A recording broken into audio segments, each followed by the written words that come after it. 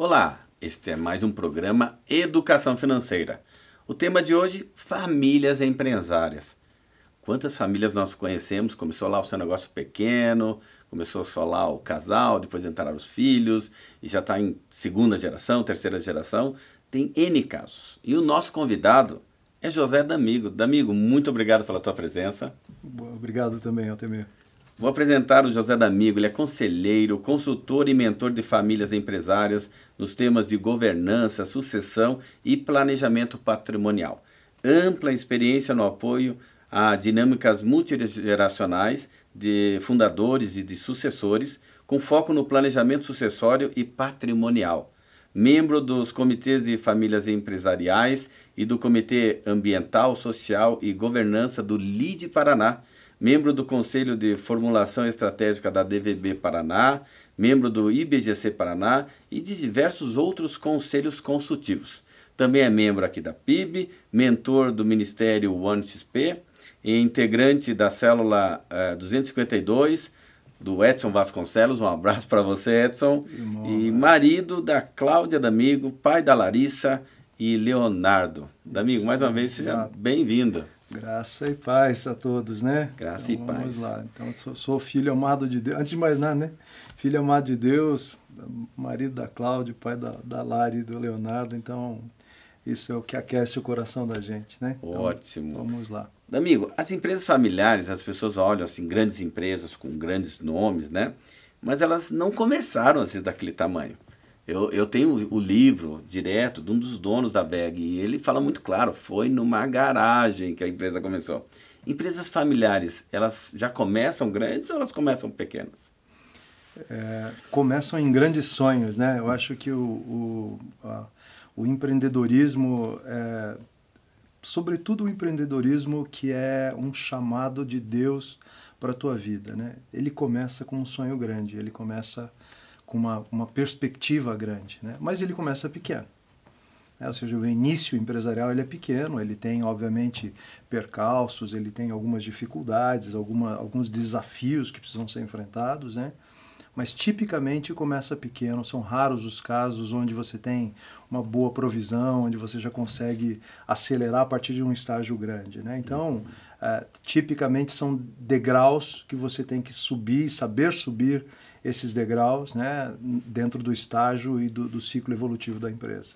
Então quem está nos ouvindo lá, quem está nos ouvindo e tem o seu negócio, pode pensar o seguinte, esse seu negócio um dia pode ser um grande negócio, né? Eu preciso olhar bons exemplos, eu preciso me assegurar de buscar bons conselheiros.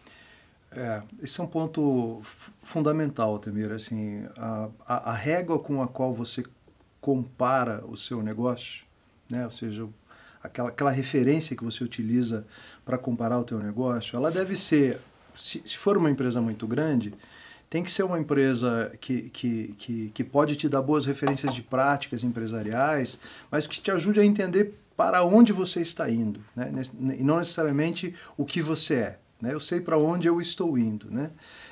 Então, os passos, cada um dos passos dados até aquela direção, até aquela boa referência, demonstram a disciplina que você teve de gestão, de planejamento e inclusive de comunhão com a família, né, com o grupo familiar, para chegar até aquele ponto, né? Então,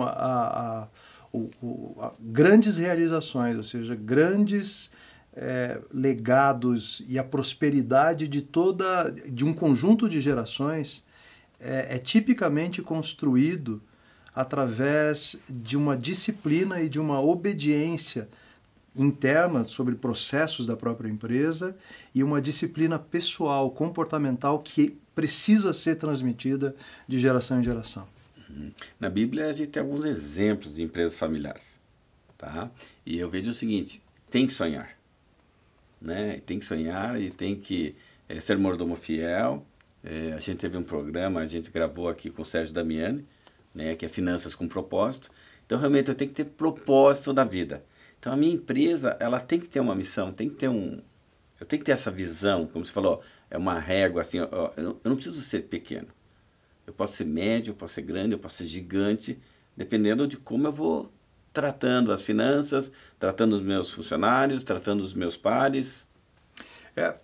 Sem dúvida, sem dúvida. Eu acho assim que o ponto-chave bíblico dentro do campo da fé, do campo religioso, é que a gente tem um sócio investidor extremamente exigente, né? O nosso sócio investidor, Deus, né, nos coloca um conselheiro, o Espírito dele, para nos dar boas orientações, mas ele também Deus, um rigorosíssimo, um austero auditor da nossa organização. Então, o propósito com o qual a gente constrói a nossa empresa e a energia, a alegria com que a gente vai desenvolvendo as atividades, tem ao mesmo tempo que está submetida a uma pesquisa constante do quanto eu estou sendo diligente, o quanto eu estou sendo responsável com os recursos que eu recebo como bênção, com a provisão que eu recebo como bênção, para entregar a cada dia um processo de desenvolvimento baseado nessa auditoria. Imagine que Jesus vai te convidar para ir em cada departamento da empresa e ele vai querer olhar cada área, cada local, cada trabalhador, cada momento, aonde você colocou a sua mão dentro do trabalho, ele vai fazer uma inspeção. Aí faça essa inspeção antes, uma inspeção de consciência, e avalie se ele aprovaria, né? Ou seja, qual seria o resultado da auditoria de Cristo dentro do teu negócio. Gostei desse termo. Eu imagino mesmo uma auditoria de Cristo perguntando para os seus fornecedores, perguntando para a sua contabilidade, clientes, né? Para os seus clientes, para os seus empregados, como eles têm sido tratados. Que interessante, viu, D'Amico? Muito bom. Agora, olha só, tem casos e casos de sucesso e casos de fracasso. O que leva uma empresa familiar a crescer, tá? E outras não.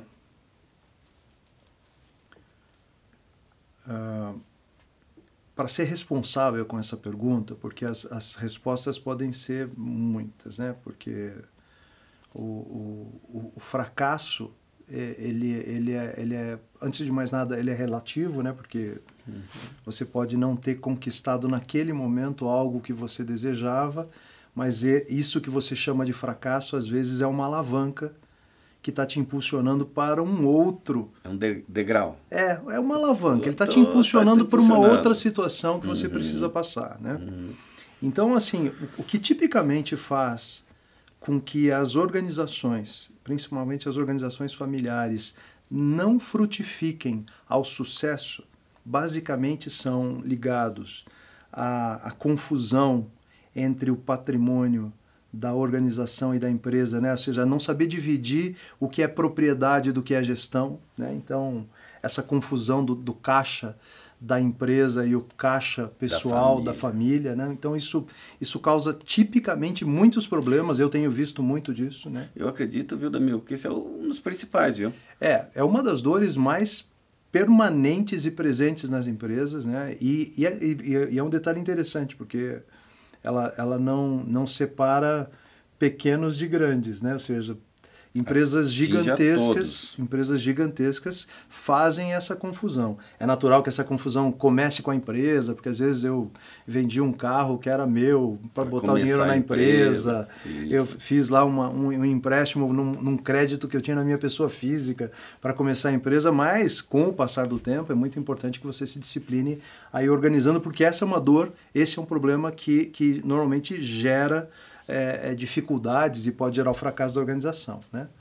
O outro problema que nós temos é relacionamento, né? Relacionamento. Na empresa familiar, a dinâmica de relacionamento entre os membros da família que fazem parte da organização e a forma como esses relacionamentos são traduzidos em coerência nos outros relacionamentos com os colaboradores, como você mesmo falou, com os clientes, com os fornecedores, vai acabar demonstrando a lógica de comportamento empresarial que diferencia uma empresa de sucesso de uma empresa de fracasso. Então, comportamento, relacionamento e comunicação é um outro aspecto. Não é só financeiro. Não é só financeiro. Eu diria que o comportamento... porque assim, dentro da disciplina do planejamento, a gente fala da intenção empresarial e do comportamento empresarial. Muitas vezes você tem uma intenção, mas o seu comportamento contradiz essa intenção, né? E um terceiro, só para a gente ficar em 3 elementos de fracasso, é fazer uma confusão entre receita e lucro. Né? Receita e lucro. Você falou há pouco do Sérgio Damiani, né? Eu e o Sérgio fazemos parte de um grupo internacional chamado C12, e lá a gente tem uma máxima que é assim, receita é vaidade, lucro é sanidade e o caixa é o rei. Né? É isso, porque assim, se você não tiver essa disciplina de desdobrar da tua receita ao lucro e do teu lucro uma geração efetiva de caixa, você nunca vai conseguir exercer de maneira genuína a tua missão. Sem lucro, não tem missão. Nós vamos trabalhar esses 3 pontos, viu? Porque olha só, D'Amigo, realmente, a parte de misturar o dinheiro é muito comum, que as empresas começam com o recurso financeiro da família. A empresa familiar começa com o recurso, ou emprestou do banco e deu seu nome, ou vendeu o carro, a casa e começou o negócio. Daí o negócio cresceu. Só que dessa pessoa, ela cresce socialmente. Entendeu? E às vezes ela tem que manter o padrão de vida, mas a empresa não corresponde a essa expectativa financeira. Então ele começa a drenar dinheiro da empresa para manter um padrão de vida, ou seja, ele primeiro quebra a família, depois quebra a empresa. Sim. E daí perdeu tudo. O segundo movimento é esse, realmente. A empresa ela começa a crescer, aí agora começam a entrar lá nora, genro, sobrinho, filhos, né? Porque é uma empresa familiar, então naturalmente convida familiares para atender cargos ali, né? E às vezes isso não é bem-vindo, né? E o terceiro caso é o contábil mesmo. A empresa cresce porque o vento está a favor. Eu falo muito disso, sabe, D'Amigo? Às vezes a economia está tão boa que a pessoa está... E ela não faz a conta, ela não tem uma boa contabilidade. Às vezes tem um guarda-livro, não tem um bom contador. Ou seja, mas a minha empresa entra dinheiro. Eu falo, não é o dinheiro que entra, é o dinheiro que fica. Porque o dinheiro entra, ele vai sair, pagar fornecedores, empregados, impostos, etc. Então, realmente, tem que ser o rei, tem que ser o caixa, né? E, D'Amigo, daí nós temos esse caso também, que é assim... já ouvi falar, por exemplo, assim, né, no meu tempo de banco, né?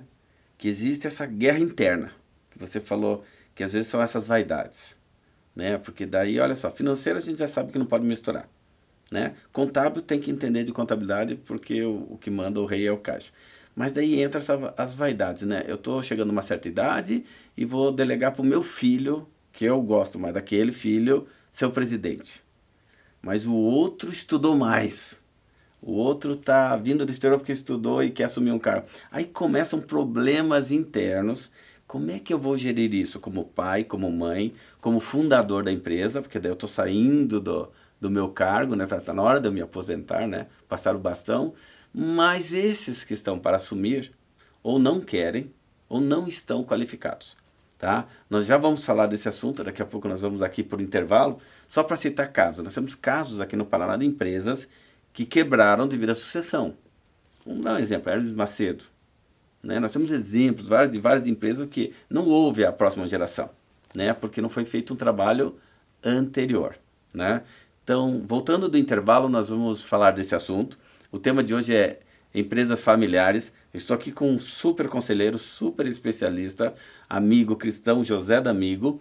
E o nosso intuito é ajudar você que está começando seu pequeno negócio, é uma empresa familiar, ou você que já tem uma grande empresa familiar e pode estar sofrendo com algum desses pontos que nós vamos tentar elucidar durante o programa.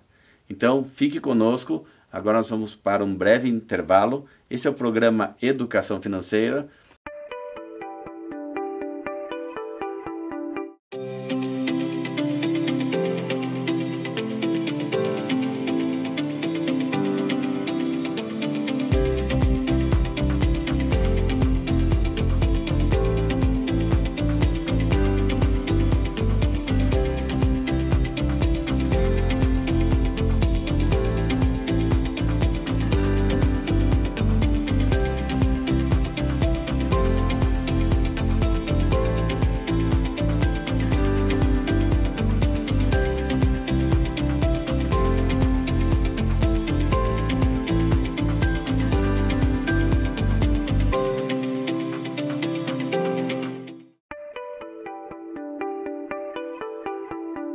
Olá, retornamos ao programa Educação Financeira. O tema de hoje, empresas familiares. Estou aqui com o José D'Amigo e nós terminamos o primeiro bloco falando exatamente disso, né, D'Amigo? A empresa cresceu e chega um momento em que, digamos, vai ter uma sucessão, eu tenho que passar o bastão. Mas essa escolha de quem vai assumir o quê? D'Amigo, vou dar um exemplo, tá? Não vou citar o nome, mas teve uma empresa chilena onde eu fui trabalhar, vou dar uma consultoria. O pai colocou a filha farmacêutica no financeiro. Colocou o filho para comandar uns tornos lá, que era um dos principais produtos da empresa, porque ele queria que o filho fosse chefe. Resumo da história, tá? Financeiro ficou ruim, a filha queria trabalhar no ramo de farmácia, não queria ser a tesoureira financeira. E o filho, em vez de trabalhar 100% no torno que precisava, ele ficava jogando carta, ele chegava atrasado, ele não estava e produzia errado. Tanto é que eles tiveram um prejuízo grande com uma empresa que devolveu todo o produto pela margem de produtos com defeito, tá? Me ajuda a esclarecer, porque às vezes a mãe quer muito, meu filho, ou o pai, a minha filha. Né, tem aquele velho ditado, em todos os idiomas o ditado é o mesmo, né? Que é a história do pai rico, filho nobre, neto pobre. Né? A transmissão do patrimônio entre gerações é algo muito sério. Muito sério. Né? Só o fundador, e às vezes só ele mesmo, porque foi uma construção solitária, né?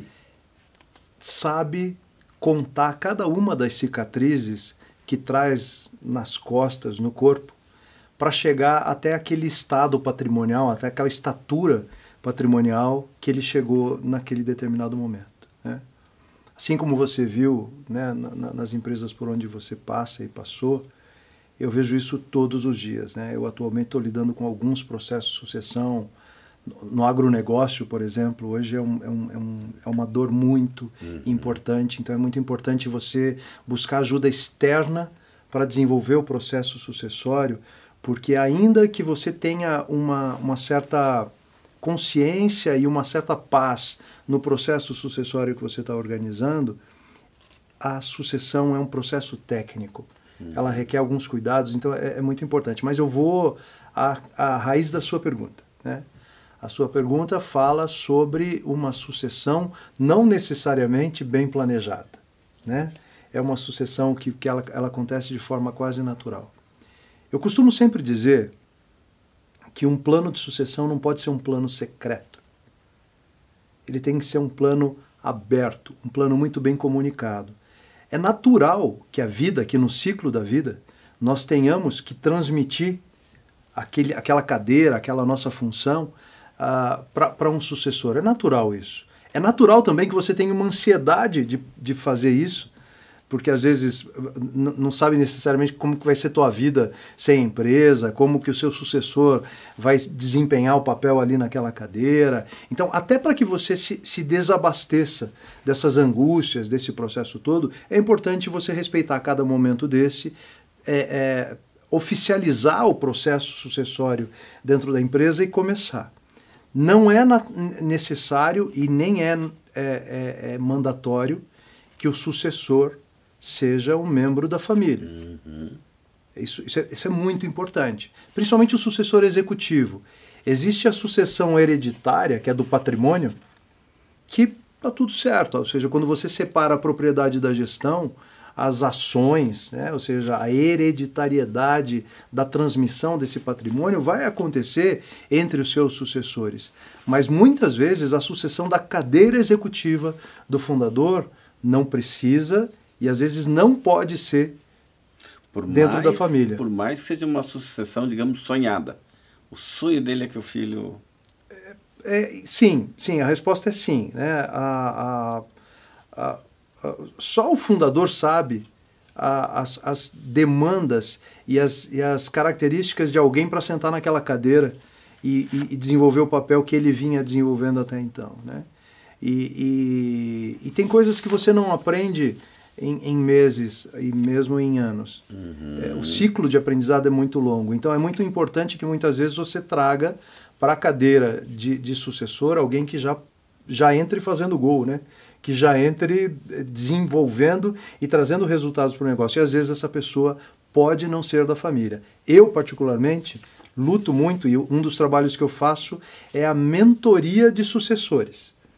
Ou seja, eu trabalho com um grupo de potenciais sucessores dentro da família e ajudo a família a eleger, dentro daquele grupo de potenciais sucessores, critérios técnicos. Qual é o papel de cada um daqueles sucessores dentro da organização. Às vezes, a sucessão executiva, no número 1, na cadeira de CEO da organização, requer determinadas habilidades que precisam ser exaustivamente treinadas.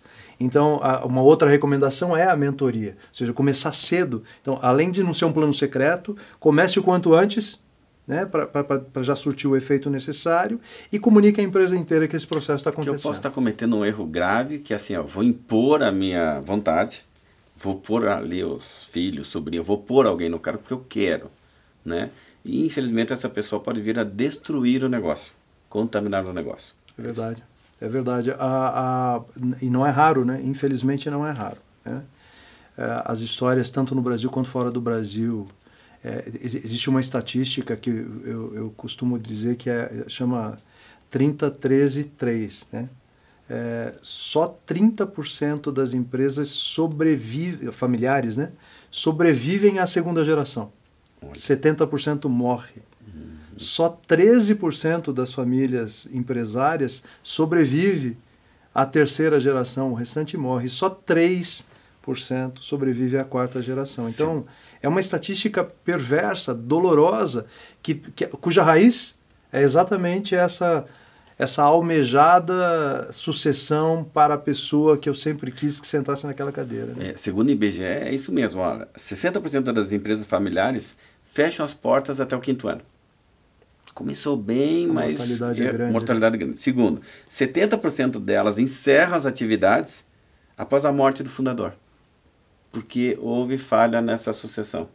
Ou não houve esse planejamento, que, como você falou, é a sua área. Tem que ser feito... Não é esse ano. Eu começo com mais antecedência, estudo. Exemplos, nós temos no Brasil a Jacto. Eu adoro falar da Jacto, da família Nishimura. Terceira geração, amigo. Quer dizer, é um negócio que vai longe. Tá? Você sabe, assim, Altemir, no ano passado, eu atendi a uma empresa que tem uma subsidiária no Brasil, é uma empresa alemã. Ela está na 6ª geração. Né? Obviamente que é raríssimo isso, né? Muito raro. E o segredo dessa transmissão geracional, desse trabalho bem sucedido na transmissão geracional, está exatamente na capacidade de instruir as novas gerações, desde muito cedo, a entenderem o negócio. 2, compreenderem se gostariam de fazer parte dele, porque aí um recado para você, fundador, não imponha o trabalho dentro da organização aos seus sucessores hereditários, porque às vezes não faz parte do perfil deles. Isso pode ser a raiz de um dos problemas, né? E a outra questão que eu acho que vale a pena a gente colocar luz sobre ela para o fundador, né? É que o seu sucessor não precisa, e hoje em dia, talvez ele não deva ser como você. Talvez ele precise ser algo bem diferente do que você sempre foi, porque o mundo hoje é bem diferente. Mudou, exatamente. E aí você tocou num ponto importante, né, D'Amigo? Porque assim, eu vejo que muitas empresas familiares, que tem nome, tem uma marca, os pais gostariam que os filhos continuassem na gestão, mas os filhos não querem. E eu tenho o meu olhar para isso. O meu olhar é que durante o tempo dessa empresa, da construção, durante aquele tempo, os pais se dedicaram muito à empresa, mas faltavam em casa. Então eu penso assim, os filhos não querem isso para a vida deles. Não, eu quero tempo com meus filhos, porque eu não tive com meu pai. Porque meu pai trabalhou 24 horas. O meu pai foi ao extremo e brigava com a mãe em casa, ou a mãe... Então assim, eu não quero assumir essa empresa porque eu sei pelo que eu passei na minha infância. Isso pode acontecer? Pode. São sinais, né? São referências, exemplos e até traumas, né? Que algumas gerações carregam pelo relacionamento entre a empresa, o fundador, o pai e a mãe e as suas gerações, né? Nós somos cristãos, né, Altemir? E é interessante, se eu não me engano é o Salmo 127 que fala que Deus cuida dos nossos propósitos e do nosso negócio enquanto a gente dorme, né? Uhum. Então, assim, a obediência, né? O pastor Michel dizia sobre a visão recentemente, né? Quando, né, nessa série de cultos que ele tem feito sobre coisas maiores a acontecer na nossa vida, ele fala muito sobre submeter, consagrar o nosso negócio a Deus, né? E aí a gente recebe a bênção, e recebe a bênção enquanto dorme, né? Ou seja, enquanto nós descansamos, Deus cuida de tudo que a gente tem como legado dentro da família, inclusive dessas ansiedades. E aí vai o lado que eu falo para você da mentoria, né? A mentoria dos sucessores desabastece, tira deles muito dessa angústia. Porque ele começa a compreender que ele não precisa necessariamente sofrer como o pai sofreu, que ele não precisa estar ausente como o pai dele esteve ausente, e que ele não precisa sequer realizar coisas de uma maneira tão épica como o pai veio a fazer, né? O importante, e por isso que eu falei das mudanças, né? Tem uma frase de Lenin que eu gosto muito, que ele diz assim que tem décadas em que nada acontece. E tem semanas em que décadas acontecem. Né? Então, assim, nós estamos nesse momento hoje. No momento onde muita coisa acontece simultaneamente e que a gente tem que se acalmar no Senhor, a gente tem que parar para refletir, parar para ponderar qual é o nosso chamado efetivo dentro da nossa organização, exercer esse chamado e ser um servo fiel dentro do nosso ambiente de trabalho e olhar que exemplo nós estamos dando para as nossas gerações. Exato. E buscar bons conselheiros. Além de buscar bons conselheiros, como nós temos aqui o José D'Amigo, a gente também tem que ler a palavra, tem que entender um pouquinho. E falando aqui em empresas familiares, Abrão tinha uma grande empresa familiar. E você pode ler lá em Gênesis. Abrão invocou ali o nome do Senhor. E também Ló, que ia com Abrão, tinha rebanhos, gado e tendas. Chegou um momento em que Abrão teve que se separar do seu sobrinho. Falou assim, ó, escolhe para onde... Porque a empresa cresceu muito. E as terras não abasteciam mais o rebanho. Chega um momento em que, até na Bíblia, você pode ler lá em Gênesis 13, de 2 a 11. Abrão foi para um lado, o Ló foi para outro lado. E Abrão não foi abençoado enquanto não se separou de Ló. Isso é importante. E no culto recente aqui, o pastor Michel falou de Elias e Eliseu também. Quando Elias lança a capa para Eliseu e faz a sucessão e dá a ele essa, agora, a partir desse momento, a missão de exercer o ministério profético. Né? Então, assim, eu acho que é um momento importante e marcante na vida. Ótimo. Então, a gente tem que olhar a Bíblia, né, como um livro também que nos fala de economia, nos fala de sucessão, nos fala do evangelismo e da nossa missão e buscar bons conselheiros. Gente, quero agradecer mais uma vez a sua presença, D'Amigo, foi muito esclarecedor. Obrigado, Altemir. Olha, daria um programa de mais horas, mas nós não temos todo esse tempo. E esse é mais um programa Educação Financeira. Eu espero que você goste, que você recomende o programa, encaminhe para os seus amigos, familiares, que você vejam pessoas que estão precisando ouvir sobre educação financeira, mas com base bíblica. Eu quero que Deus abençoe a sua vida, abençoe o seu lar, que Deus abençoe a sua família.